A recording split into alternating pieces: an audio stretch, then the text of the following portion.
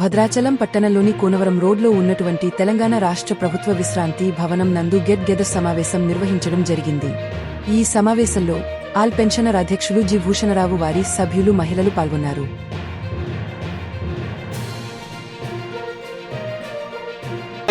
కేంద్ర ప్రభుత్వం కానీ ఈ యొక్క పిఆర్సీని అమలు చేసినట్లయితే వాళ్ళకి వేరియేషన్స్ వస్తున్నాయి. అది రాష్ట్ర ప్రభుత్వాలు కూడా ఇంప్లిమెంట్ చేసుకోవచ్చు అని ఇవ్వచ్చు. ఎందుకంటే ఇప్పుడు కేంద్ర ప్రభుత్వం ఇంచుమించుగా ఒక 60% వరకు వాళ్ళ రాష్ట్రాలు ఉన్నాయి. వాళ్ళకి ఆదేశాలు ఇచ్చినప్పుడు మనకు కూడా వచ్చినట్టయితే ప్రతి రాష్ట్ర ప్రభుత్వం ఆర్థికంగా వెనకబడి ఉంటుంది. మనకు కూడా ఆ డిఫరెంట్ వచ్చినట్టయితే మనకు కూడా నష్టం అవుతుంది. కాబట్టి ఇక్కడ రాష్ట్ర కేంద్ర ప్రభుత్వాలు అందరూ కలిసి కూడా మరి రేపు 25వ తారీఖున నిరసన దినం ఉంటుంది.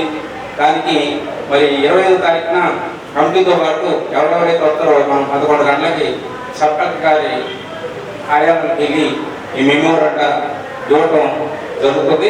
కాబట్టి మీరందరూ కూడా దాన్ని దృష్టిలో పెట్టుకొని ఈ కార్యక్రమాన్ని మనం అందరం సాధించుకోవాలి. State government retired employees association తరఫున గెట్ టుగెదర్ మీటింగు ఇది ప్రతి 3 నెలలకు ఒకసారి జరుగుతుంది.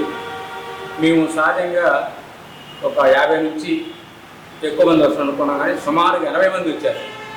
మాకు పెన్షన్ డే, జాతీయ పెన్షన్ డే జరిగితే ఎలా ఉంటుందో మినిమం అంతమంది వచ్చారు ఉత్సాహంగా. మరి మా పెన్షనర్స్ అందరూ కూడా ఈ సందర్భంగా ధన్యవాదాలు.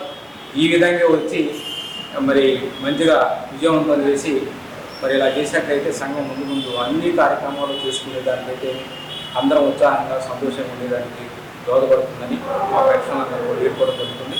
ప్రధానంగా మేము ఇక్కడ మరి రేపు 25వ తారీఖున మరి కేంద్ర ప్రభుత్వం 8వ పిఆర్సీ కమిషన్ వేస్తుండ్రు. దానివల్ల చాలా అవకతవకలు జరుగుతున్నాయి. మరి సీనియర్స్కి చాలా నష్టం జరుగుతుంది. దీన్ని పురస్కరించుకొని కేంద్ర ప్రభుత్వం చేస్తున్నటువంటి ఉత్సాహ కార్యాన్ని మరి వ్యతిరేకతని, అదే కాకుండా నకారకారం ఉండేటప్పుడు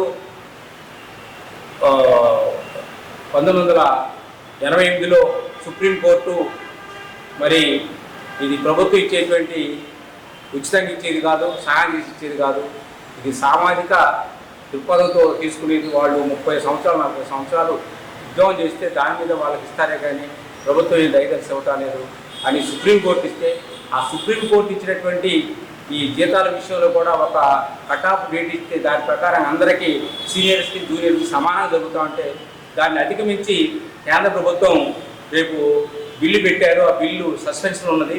మరి 25వ తారీఖున పార్లమెంటులో ఆమోదం జరుగుతున్నటువంటి ఆలోచన ఉంది.